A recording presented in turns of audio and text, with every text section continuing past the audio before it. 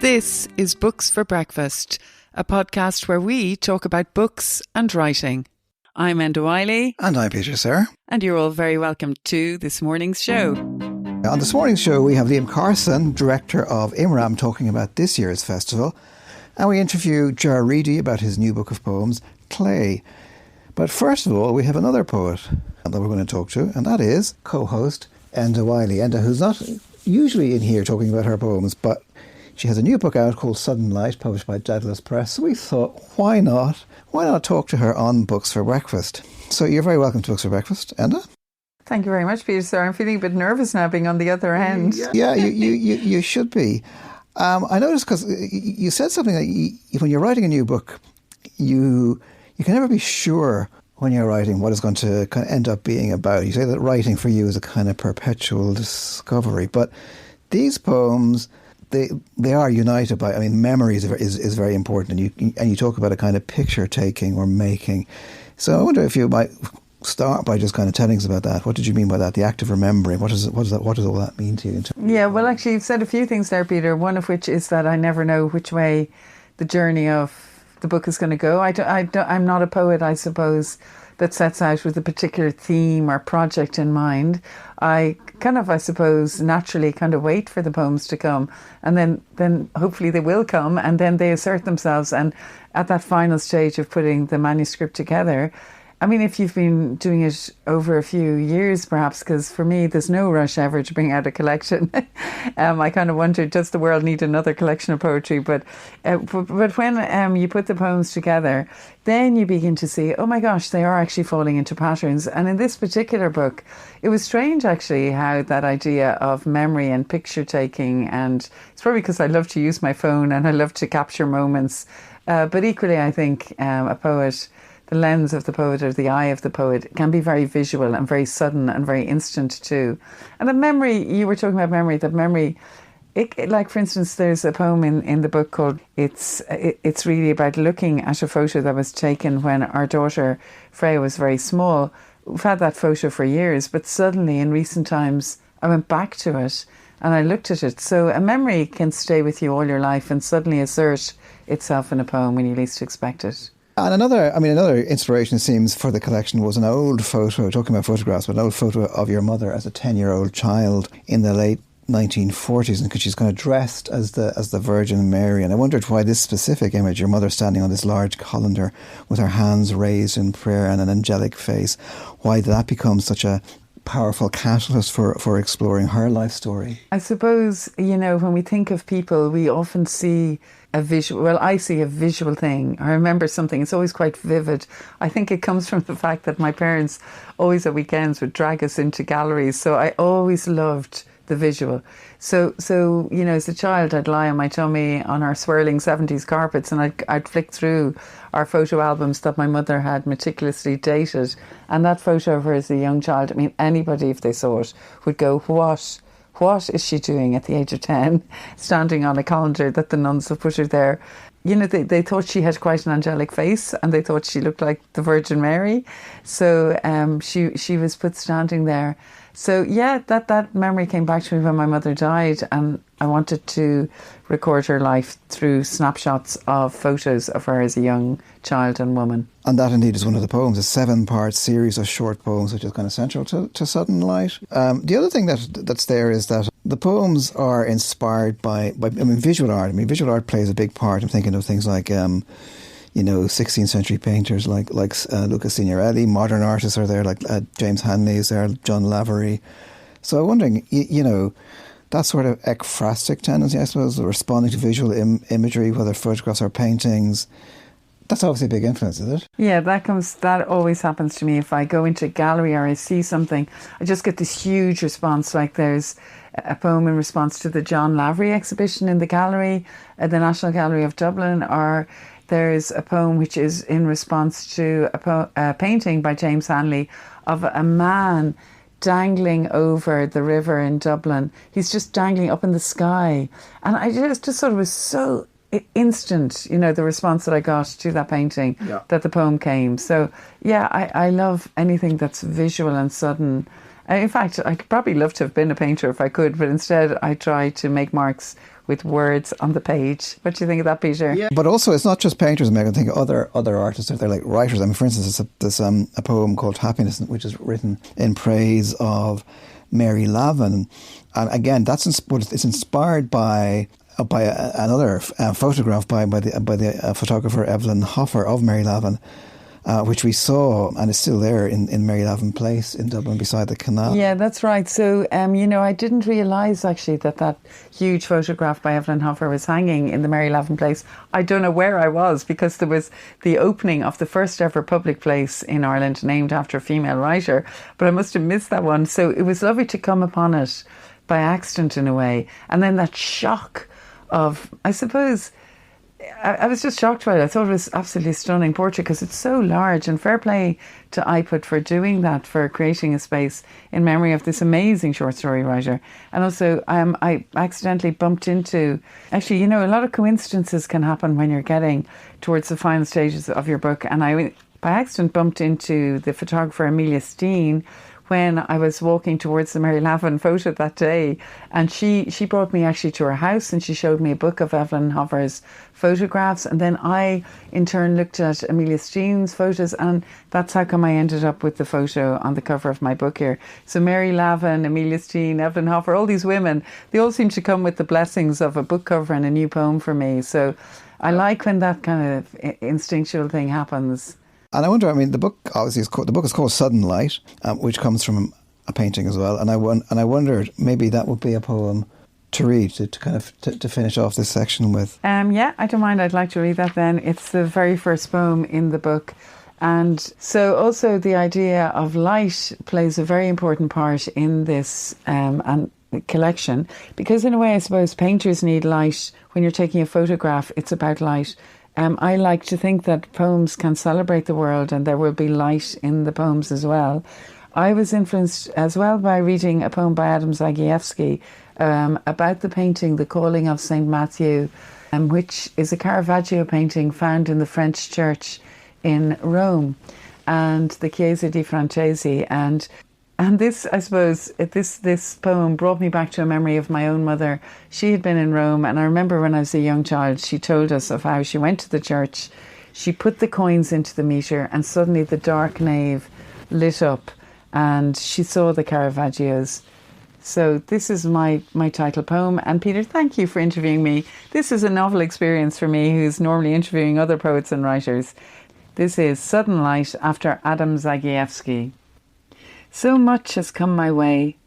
The postman drops the artist's gift, an ink sketch upright in my letterbox. What's there? His own mother's hands cradling a green bowl, her face buried deep inside, tender hunger, her last meal.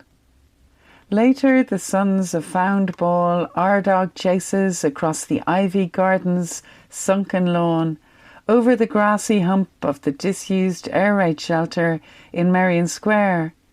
And there the two bronze lions' heads burst magic from Rutland Fountain, water onto this day's conch shell for too long dry. Summer will come, like that one years ago my mother told me all about, her fist of coins ready to clink into the meter of the dark church in Rome. Late afternoon in the middle of her life, but how the light came on for just a few minutes, and she saw in San Luigi de Francesi those three Caravaggios, reminding her of the poet's words, they live in semi-darkness, and suddenly there's light. And that was Enda Wyley reading from her newly published collection, Sudden Light, published by Daedalus Press. And before we leave you, Enda, you've had some good news. Oh my gosh, embarrassing me even more, Peter. Yes, I got a surprise email recently, just before my book launch, which stated that I have been awarded the 2026 Lawrence O'Shaughnessy Prize for Poetry from the University of St. Thomas in Minnesota. Previous recipients have included Evan Boland, Paula Meehan, Your Good Self, Thomas McCarthy, Dermot Bulger, Jerry Murphy, so many other poets. I feel very delighted to be joining that list. And the prize is in its 30th year. So normally poets would go to Minnesota to do readings and to celebrate the prize. But I believe the Americans are going to come here in April of 2026. And I'm looking forward to meeting them all and celebrating the prize in Trinity. So that's my news, Peter. Great stuff, and that'll happen next year. So we'll come back and remind people about that next year when it happens. But that's great news. Okay.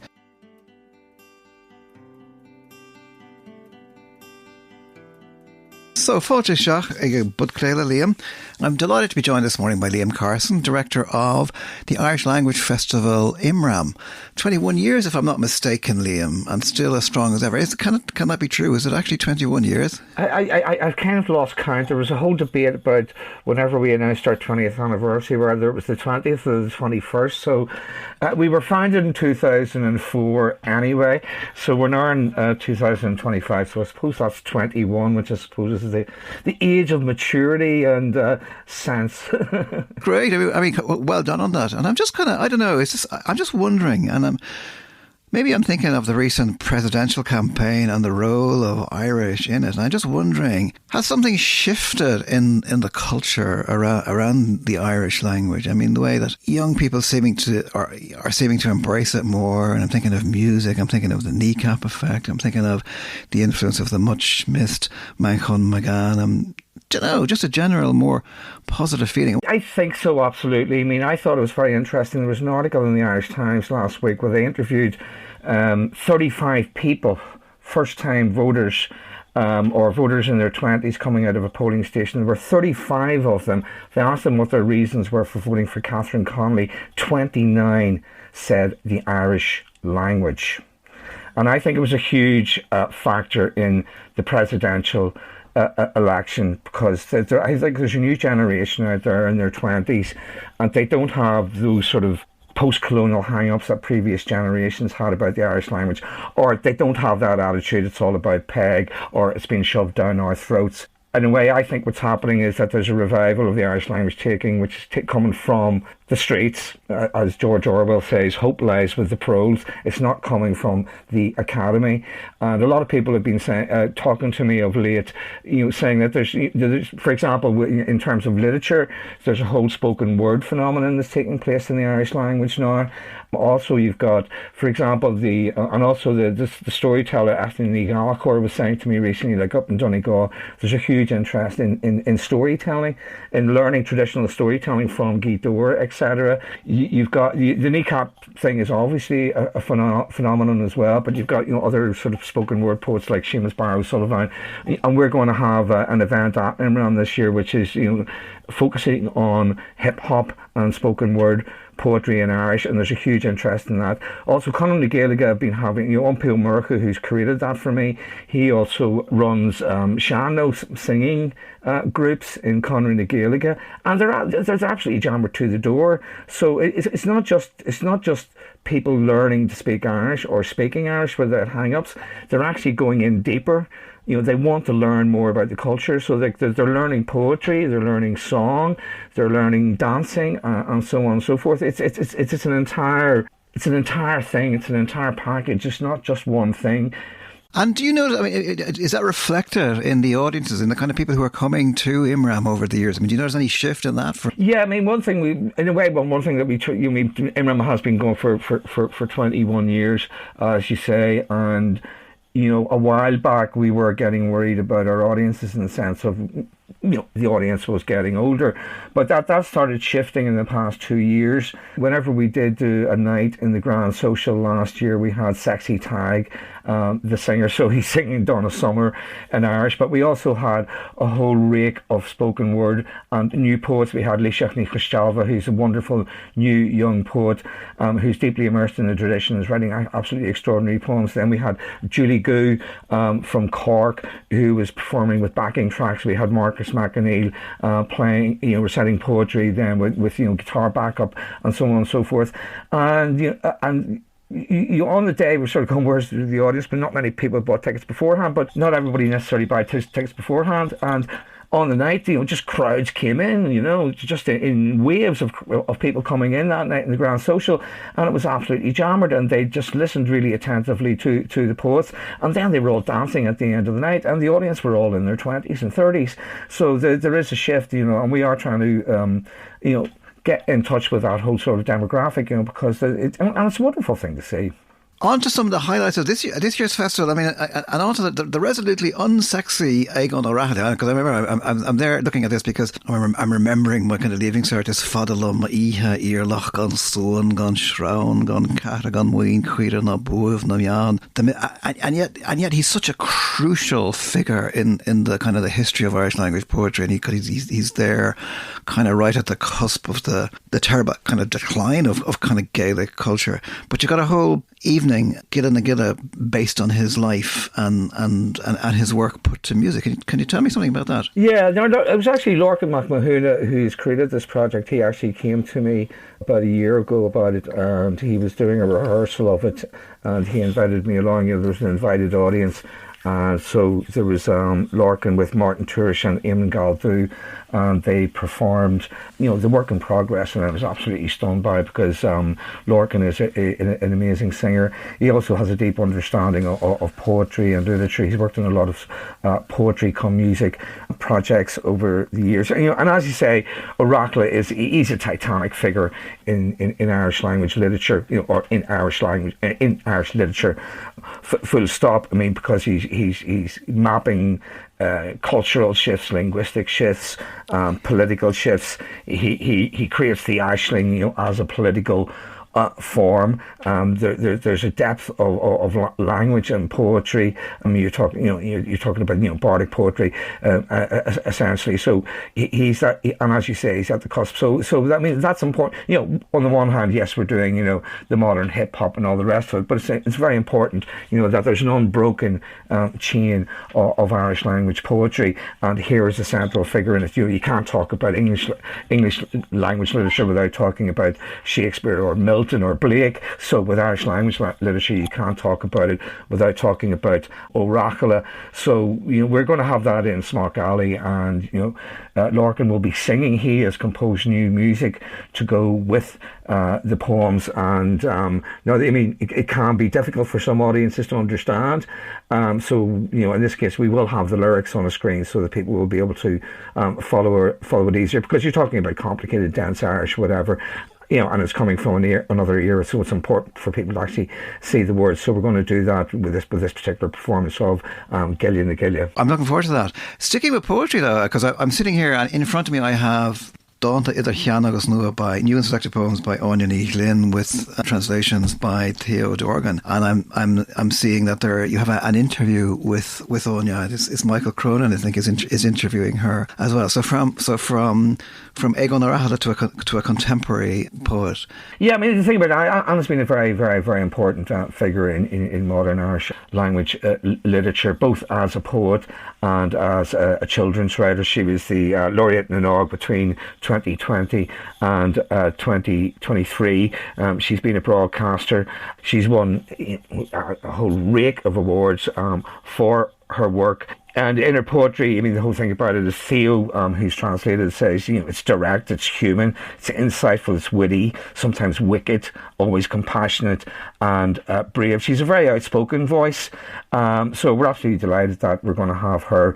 She's going to be interviewed, as you say, by Michael Cronin. Yeah, I know. I'm looking at because it's a very impressive. I'm enjoying the translations as well, and I'm feeling like it opens with that famous kind of Me Too poem, the Misha Lesh. Me Too, she whispers into the mirror, stench of his breath on her neck. Misha Lesh, she is ag cogarnoil is Jack Saskahan Greastocht Anola Eramwinel, and so on. So that's a very good book to get a very good introduction to her work. So looking forward to that as well. And another kind of thing that struck out there, or that struck me, because you have an event called Dawn na Cali, or Song of the Hag Witch, and I'm kind of interested because Misha Eir Shiname non Chalik Vera, I'm Ireland, I'm older than the Cailleach of Bear, goes the poem by Pádraig Pearse. But who or what was the Cailleach? Well, she's an old woman on one level. She's a goddess associated with the land, with winter and with the other world, and Cialela, the world of the dead. So she's a kind of an interlocutor or a messenger who goes between this world and the other world. She's depicted in various ways in art and in story. Sometimes she's veiled with only one eye, and she's got deathly pale skin. So she's there in Irish literature, you know, from the get go right up to the age of the bards, and then in modern poetry, modern literature, she's there in works by Martine O'Kine, and she's there in poetry by Angela Burke.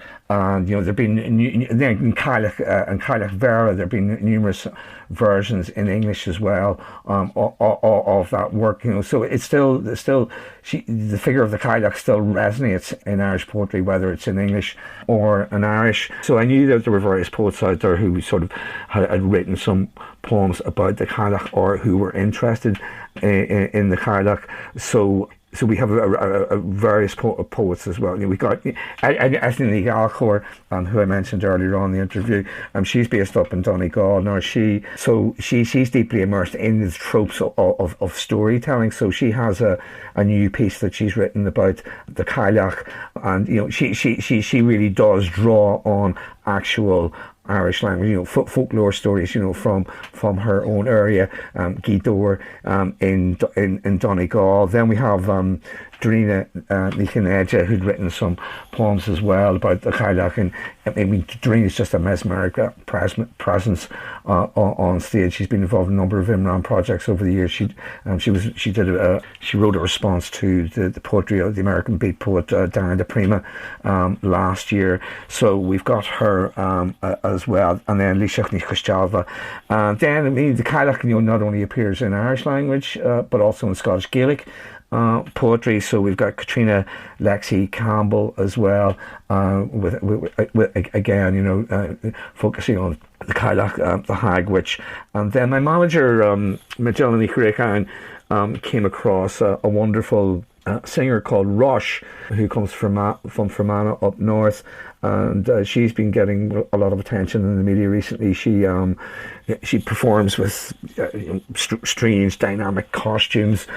She's sort of she's in a kind of an interzone between Irish traditional music, modern electronics, and you know, freeform music, whatever. So we thought that she would be interesting to be part of the show. So we've given her an invitation to be part of the show. So we'll be sort of shifting from poems into pieces of music. It's a very full. We won't go through the whole program because it's a very full program, and there's lots of stuff in it, lots of music, as well as you mentioned, lots of poetry and lots of music and interpretations of singers and translated into Irish and performed. You know, that kind of project that you tend to do every year. But there's another thing that struck. I just kind of jumped out at me because he died recently, but he was I suppose Ireland's most famous in many ways sports commentator.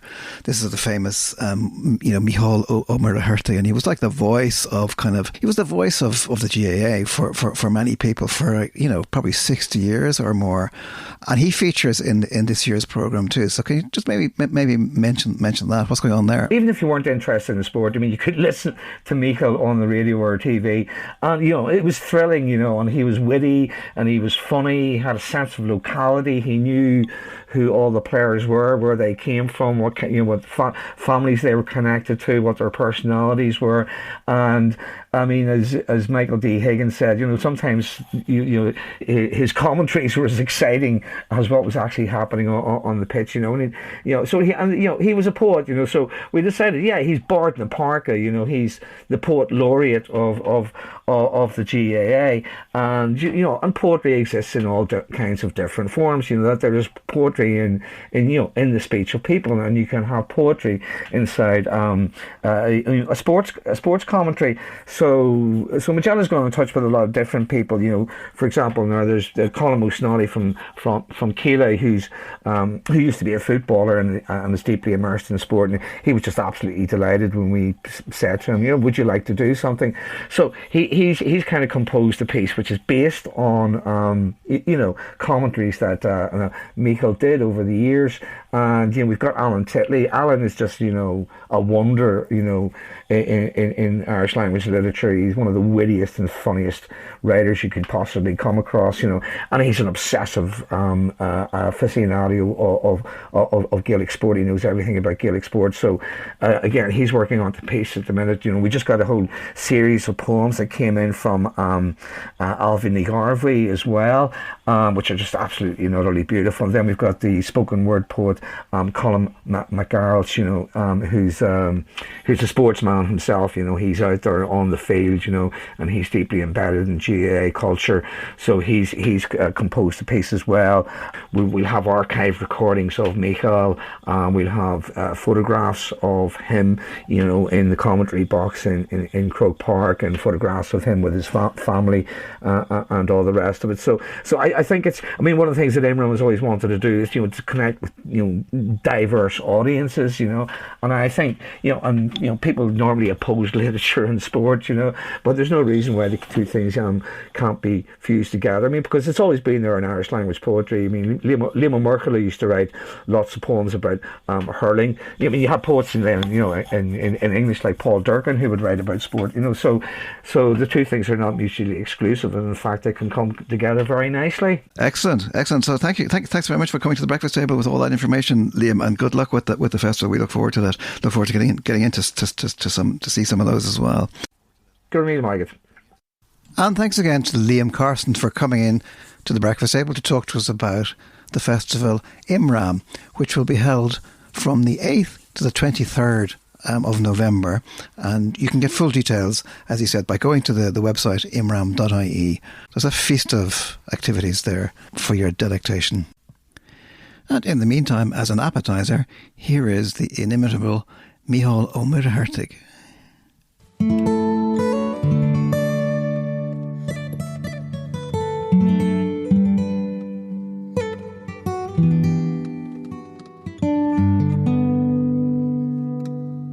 Well, is imróí is smóchaí nóin, agus na himróí I rinnam líon goléir, ón géad lágar dhéanas tráchtach ar chléthe, is cínam na himróí goléir agus is úntaach na cíní thugann siad chum.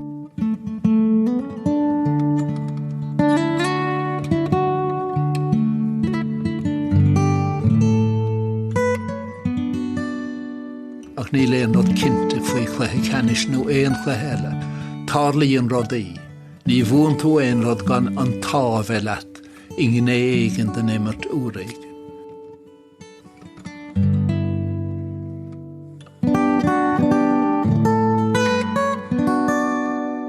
Is minic a chóla sin in isús de chóla can chóla hin úr bháin rá. Bhíon trúgam sa de loch lenta ach lí. Mar ní bhíon ar a dul go dtíon á leirlen riamh. Tá siad ann. Cheap sé féin gur rud breise buint leis sin dulchan le. Agus cúpla uair de heistil sé síist go céir iad an sahadan chun tacht go dtíon á leirlen.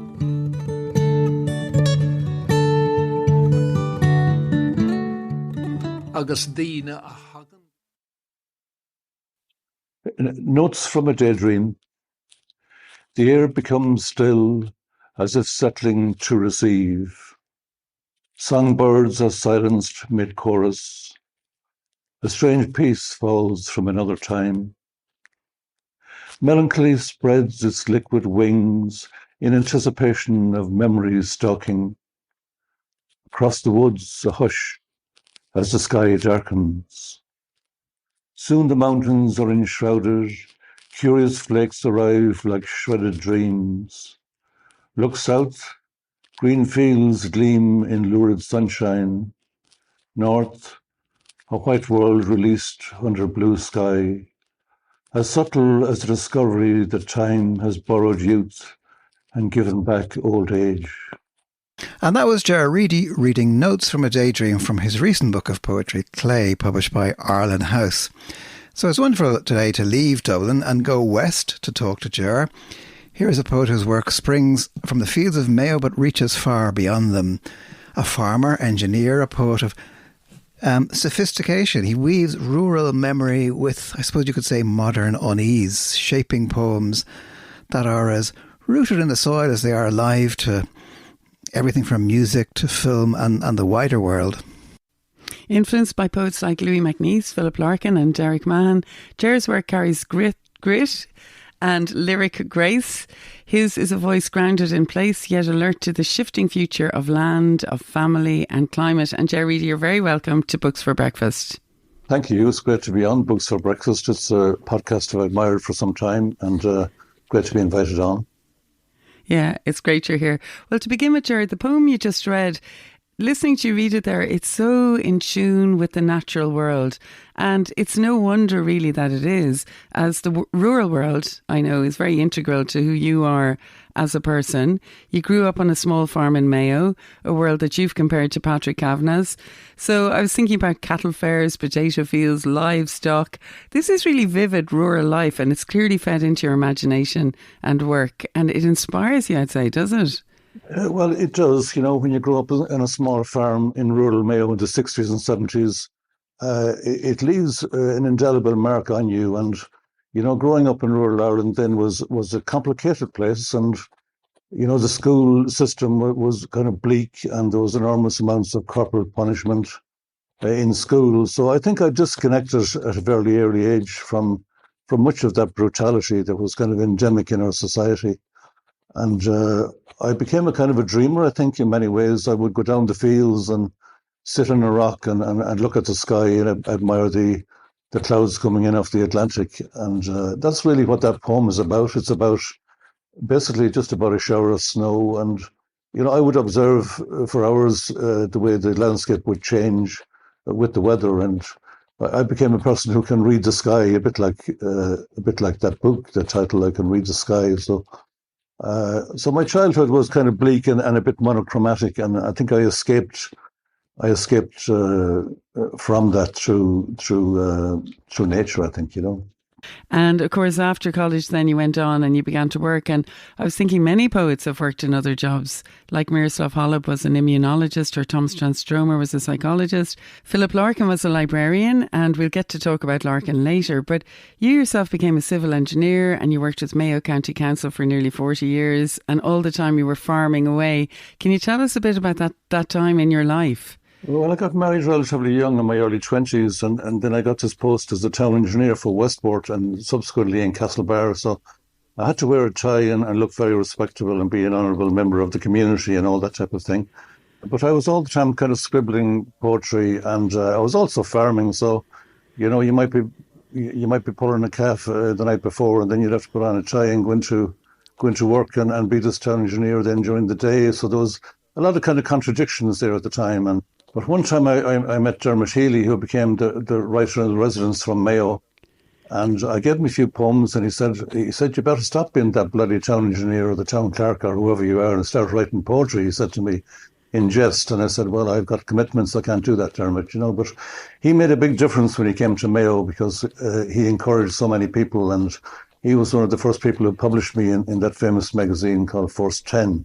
So that made a big difference in the early 90s when he was very supportive to all the writers in Mayo at the time.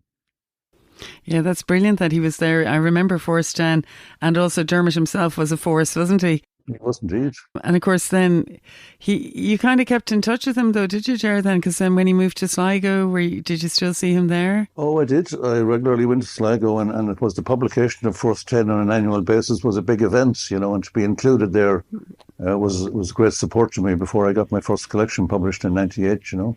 Yeah, that's brilliant. I remember Peter and I went down once for the launch of Force 10, and we were on our way to Belmullet, and we got off the bus at the final stop, and I said to the busman, we were on a beach, and I said, is this Belmullet? He said, oh, for God's sake, it was way back. So we had to go all the way back.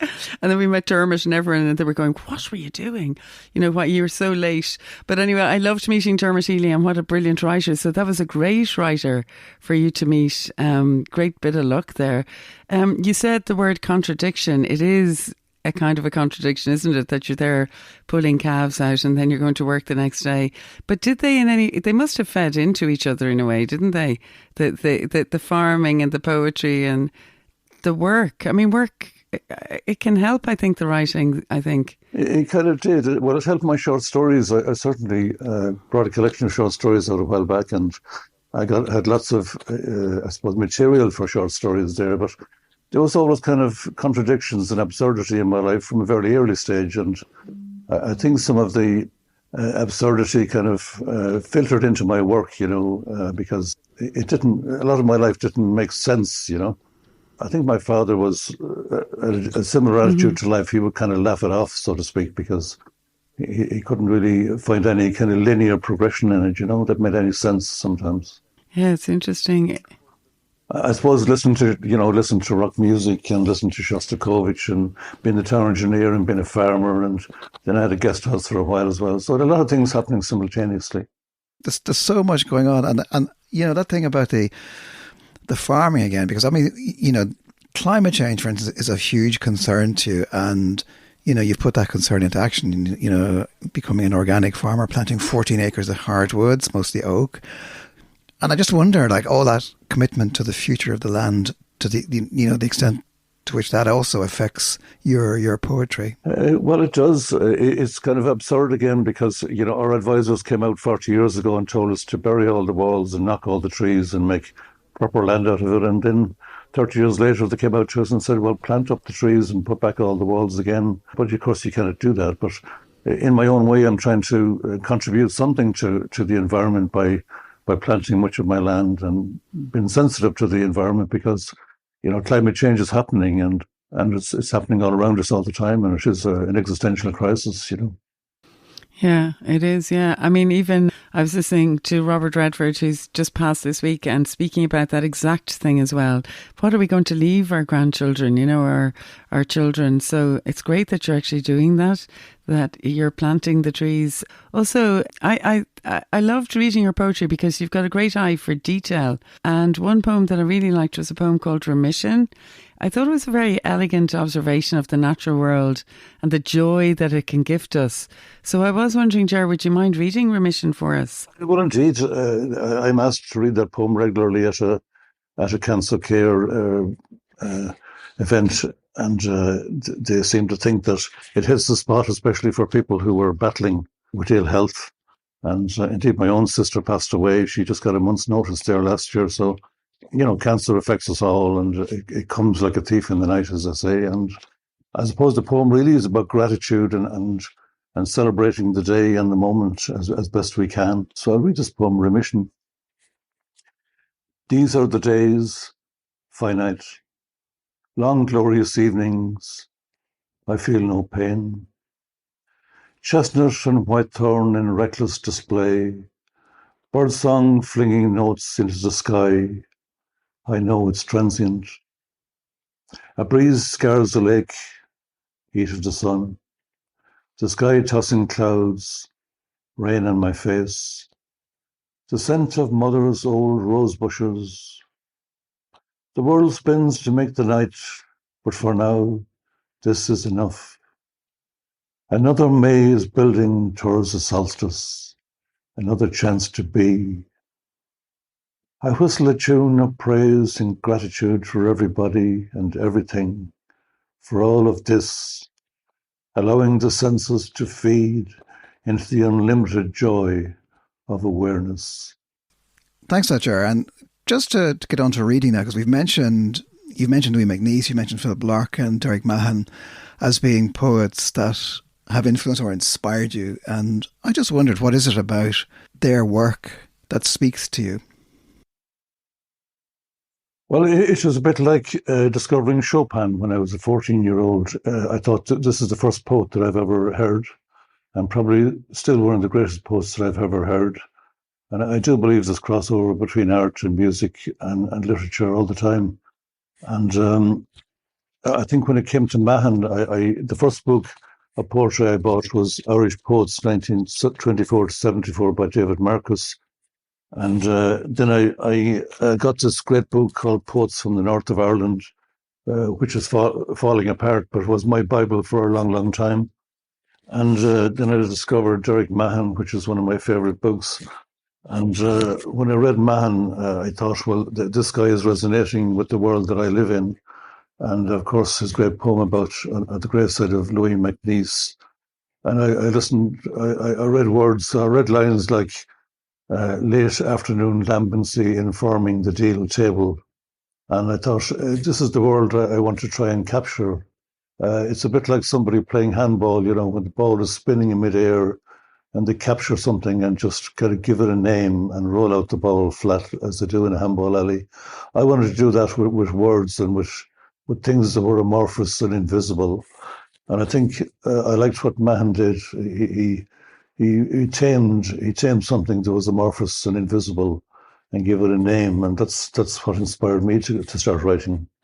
And I like this fact that Mahan wanted to write about a disused garage in County Cork, and about these things that were on the outside and ignored and neglected, I suppose. And being an outsider myself, I wanted to write about people on the margins and about things that were on the margins. And so Mahan and MacNeice and Larkin eventually made a big difference to me, you know. And well, I actually think that this is a really beautiful book. I think my copy is well thumbed here and scribbled on, actually, Ger, which is a good sign. Ticking lines that we both really liked. But you began with a poem, and now we would love if you would read it out with another poem.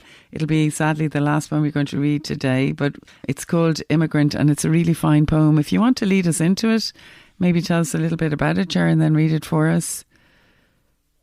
I wrote this poem a long time ago. Most of my poems are gestating for about 10 years before I let them see any daylight, you know, and I'm taking in a comma in the morning and putting out a comma in the evening and all that type of thing. But this poem had Immigrant with an E on it when I wrote it initially. And then I said, well, I'll change the E to an I and see how does it work. And it's very apposite and very apt. But in fact, I didn't have to change the poem at all when I changed the letter E to an I. And in the west of Ireland here, I have to qualify about this poem, just say something about it. A lot of the bushes are facing due east because of the weather and the Atlantic. And sometimes the bushes are about 5 foot tall and they just have one branch. But they still bloom every year with blossom and they still produce haws. And sometimes they're growing out of a rock. And I think this is almost a definition of hope, you know. Their environment is totally barren and bleak, but yet they choose to live on despite the fact that there are bushes growing out of a rock and facing east. And I think maybe that is how the immigrant has to see life too, that despite all the adversity, they have to keep going, you know.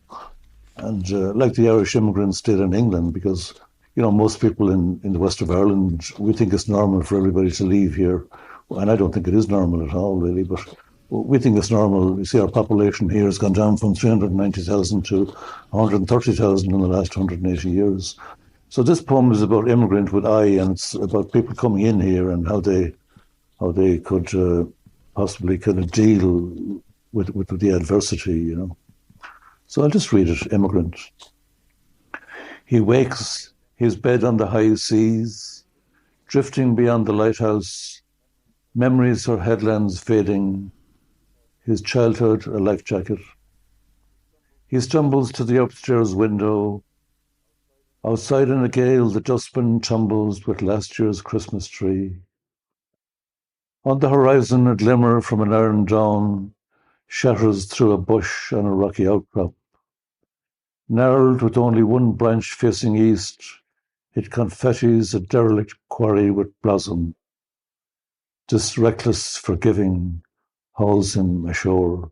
Well, thank you very much, Ger Reidy. And what a last line. The reckless forgiving. It's really beautiful. Thank you. That was Ger Reidy reading Immigrant from his collection Clay, which was published by Ireland House, and it came out really recently, so do go and search for it on shelves, and it will probably be there alongside all the greats, Ger, as well. So don't worry about that, and I hope readers do find it because it's a beautiful book. But Ger, we're not going to let you go just yet, because it's time for something that we enjoy at the table here at Books for Breakfast, which is the Toaster Challenge, which means that you get to speak about a writer or a poet or anything you like, really, for as long as it takes to make a slice of toast. Now, Peter, sir, have you got the bread ready? I have it. I'm putting it down into the toaster now, and one. It's lovely fresh sourdough bread today, nice, isn't it? Good bread, yeah. 1, 2, 3. I keep coming back to Larkin, maybe because he was a public servant like myself and had a day job, and he kind of got half drunk at night, as he said in one of his poems. But I think some of the poems are just remarkably brilliant, and they capture England and the great, I suppose, the British Empire and its kind of demise, I suppose, over his period. Some of his personal life is kind of complicated, I suppose, but I think some of the poems in the collected Philip Larkin are amazing, and especially the poem "High Windows." You know, he has some amazing last lines, and he gets away with these stanzas at the end of his poems, and you know he ends up with great lines. Rather than words comes the thought of high windows, the sun comprehending glass, and beyond it the deep blue air that shows nothing and is nowhere and is endless. And these are just mercurial lines, and the Whitsun Weddings as well. A great title poem, and he finishes there. And people quote this to me, and there's a great Larkin aficionado or a great Larkin scholar here in Westport. He quotes this to me on the street. And as the Titan breaks took hold, there swelled a sense of falling, like an arrow shower sent out of sight, somewhere becoming rain. Then he talks about money, and he has great perspective on all this. And I just admire Larkin. He was a great discovery for me all those years ago. I listened to Money singing. It's like looking down from long French windows at a provincial town. The slums, the canal, the churches ornate and mad. In the evening sun, it is intensely sad. Larkin never flinches from the great challenges we have in life, whether it's making money or death or the inevitability of our own demise. He's quite unflinching about that, and I like that about him. He does it in a very ordinary way, and he celebrates the ordinary, but he's also, I suppose, some people think he's quite negative and curmudgeonly, I suppose, about certain things, but I just admire his skills, and it looks easy on the page, but when you try to replicate or do something like what Larkin has achieved, it comes out very flat. I think the excellence and the genius of Larkin comes through in those poems, and he takes huge risks as well, but he seems to pull them off, And of course, he does say, "What survives of us is love." So that there is a positivity about him, despite all that kind of bleakness. Not sure if your toast has popped up or not yet now, but it's probably burning at this stage. Well, I think Larkin would like that, actually, that we're using a toaster, an ordinary object, to talk about poetry. But Jared, thank you so much, because it was great to bring Larkin to the table as well. Thank you for coming to talk about Clay, your book today. And as usual, all details will be available on www.booksforbreakfast.com. Thank you, Reidy, and thanks to everyone for listening. Thank you, and thank you, Peter. I think we've reached the end of our Books for Breakfast podcast this morning. I'm definitely rushing off to have more coffee, and I'm Enda Wyley, and I have Peter Sir here with me. And Peter, would you like to tell everyone about the details of the podcast if they'd like to listen again? Well, you can subscribe at all the usual sources: Apple, Spotify, Pocket Casts, wherever you get your podcasts. And if you want to check out the notes that go along with this podcast, you can go to booksforbreakfastireland.buzzsprout.com. So we'll be back again next Thursday morning. We'll have the toast on, we'll have the kettle boiling, we will have more books to discuss, and we're looking forward to having you here. So goodbye, everybody. Goodbye.